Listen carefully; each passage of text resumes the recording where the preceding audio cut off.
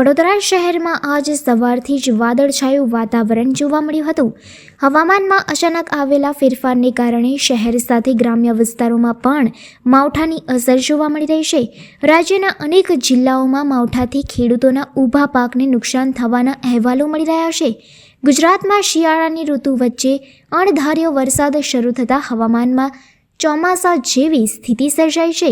સૌરાષ્ટ્ર અને દક્ષિણ ગુજરાત બાદ હવે ઉત્તર ગુજરાતમાં પણ માવઠાનો મારો ચાલુ રહ્યો છે.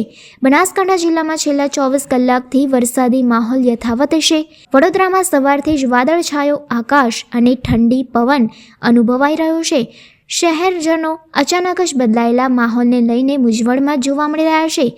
છત્રી લઈને નીકળવી કે ઠંડીથી બચવા માટે જેકેટ પહેરવું તેવો દ્વિધાભર્યો માહોલ જોવા મળી રહ્યો હતો. હવામાન વિભાગ મુજબ આગામી કલાકોમાં પણ વાદળછાયું વાતાવરણ અને છૂટાછવાયા માવઠાની શક્યતા યથાવત રહેશે. ખેડૂતોને પાકની સંભાળ રાખવા માટે તકેદારી રાખવાની અપીલ કરવામાં આવી છે.